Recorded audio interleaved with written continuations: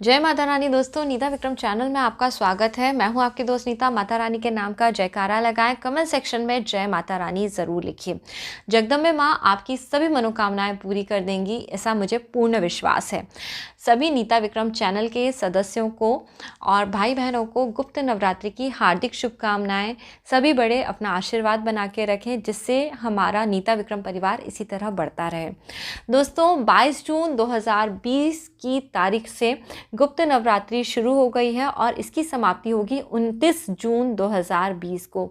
यह आषाढ़ मास में आने वाली गुप्त नवरात्रि है, जो प्रतिपदा से लेकर नवमी तक मनाई जाएगी।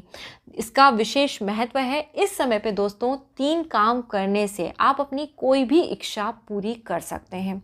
जी हाँ दोस्तों, आपकी जो भी इच्छा होगी, यदि वह सही है, माँ जगदम्ब उसको अवश्य पूरा कर देंगी यदि आप ये 3 काम करते हैं।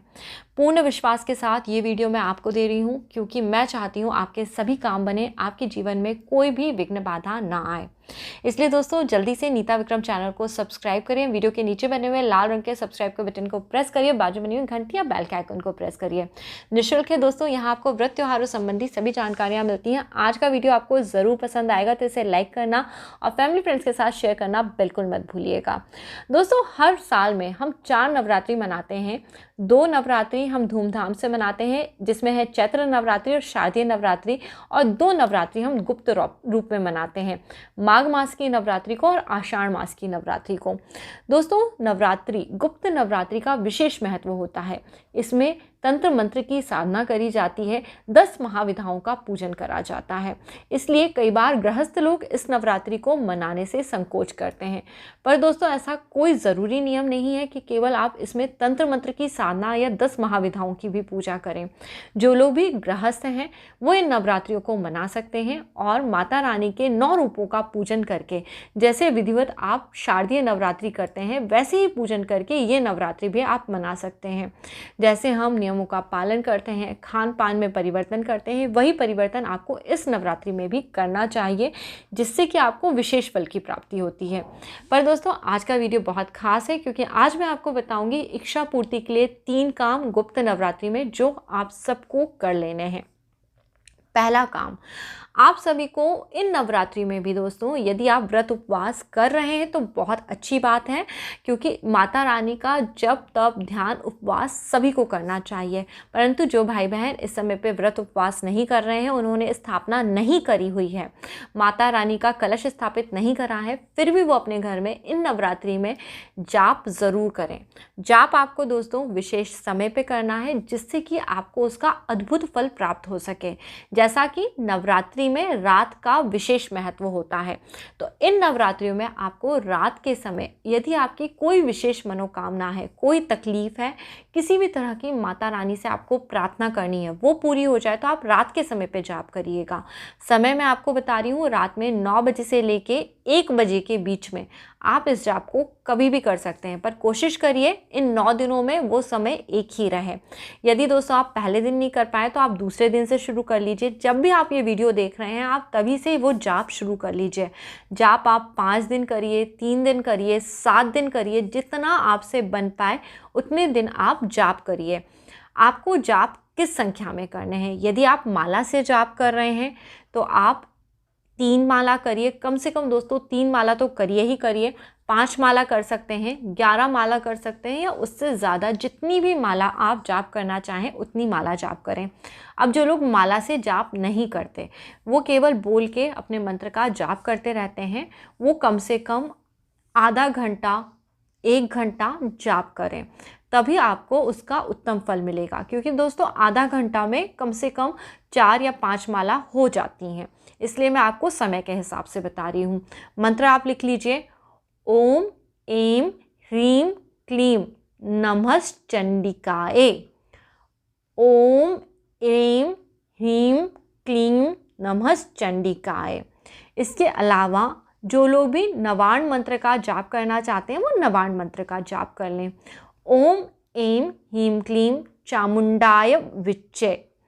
तो इन दोनों में से दोस्तों जो मंत्र आपको सुविधाजनक लगे, आप उसका जाप ज़रूर करिए, क्योंकि यह विशेष जाप है। इससे आपको शक्ति प्राप्ति होगी और दूसरे आपकी जो भी इच्छा होगी वो जगदम्बा भवानी ज़रूर सुनेंगी। अब दूसरा विशेष उपाय दोस्तों मैं आपको बता रही हूँ जो इस नवरात्रि की महाअष्टमी को करना होगा। महाअष्टमी कितनी तारीख की है? 28 जून 2020 की तारीख, रविवार या संडे का दिन है। दोस्तों इस दिन पे आपको कोई भी कन्या जिसकी उम्र की 7 वर्ष से छोटी हो, 5 या 7 वर्ष के अप्रॉक्स छोटे बच्चे को, आपको 5 से भी छोटा बच्चा भी चल सकता है, इस उम्र की कन्या के लिए कपड़े लाने हैं। पर दोस्तों कपड़ों का रंग लाल होना चाहिए, इस बात का विशेष ध्यान दें। यदि आप बच्चे के लिए कपड़े नहीं ला सकते, आप लाल रंग का रुमाल दे दें। आपकी पॉकेट जो अलाउ करे आप उस तरह का दान करें। दान में ये नहीं देखा जाता कि आपकी सामर्थ्य कितनी है, जितना आपसे करते बने आप उस तरह से दान करें। तो लाल रंग का कोई भी कपड़ा छोटी उम्र की बच्ची को आपको देना है, जिसकी उम्र की 5 से 8 वर्ष से छोटी हो, 5 या 8 वर्ष से छोटी हो।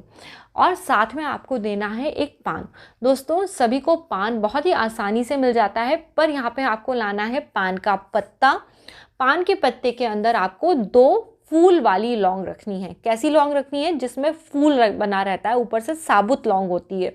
ध्यान दीजिएगा, लौंग सूखी हुई नहीं होना चाहिए और टूटी नहीं होना चाहिए। खंडित लौंग हम पूजा में प्रयोग नहीं करते हैं। तो आप अच्छी सुंदर सी 2 लौंग इस पान के पत्ते में रखिए और एक इलायची रखिए, और पान के पत्ते को लपेट के ये आप उस बच्ची को दे दीजिएगा। ये ज़रूरी नहीं है कि वो बच्ची वो पान खाए, क्योंकि कई बार बच्चे नहीं खा पाते हैं और वैसे भी पान का टेस्ट अलग होता है। बस आपको उन्हें अर्पित करनी है। क्या समझ के? माँ जगदम्बा या भवानी समझ के कि ये जो बच्ची है इसी रूप में माँ जगदम्बा आपको दर्शन दे रही हैं और आपकी जो भी मनोकामना है वो पूरी कर रही हैं। तो आपको लाल कपड़ा देना है और ये पान देना है। इसके अलावा आप चाहें तो उन्हें भोजन करा सकते हैं, पर अभी जैसे कि कोरोना चल रहा है सब तरफ, तो लोग भोजन नहीं करते। आप उन्हें बिस्किट, चॉकलेट जो देना चाहें वो दे दें, या कुछ पैसे दे दें। आपकी पॉकेट जो अलाउ करे आप इस उपाय को करिए। बहुत ही श्रद्धा के साथ करिएगा। उस बच्ची में माँ जगदम्ब का रूप होगा और वो ज़रूर आपकी जो भी मनोकामना है पूरी हो जाएगी, ऐसा मुझे पूरा विश्वास है। जगदम्बे माँ का नाम 9 दिनों में लेते रहिए। अब आपको मैंने 2 उपाय बता दिए, अब मैं आपको तीसरा और बहुत इम्पॉर्टेंट उपाय बताने वाली हूँ।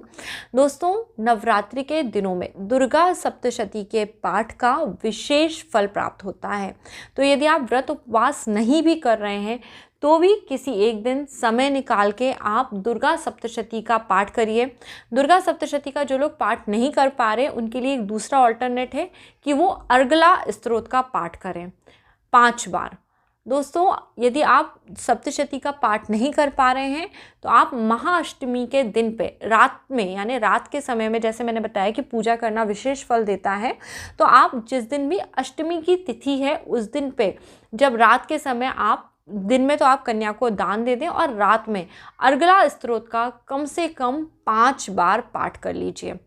दुर्गा सप्तशती में माता का अर्गला स्तोत्र दिया होता है। आप नीता विक्रम चैनल पे भी जाके देख सकते हैं अर्गला स्तोत्र कैसे पढ़ना है। आप अर्गला स्तोत्र का 5 बार पाठ करिए।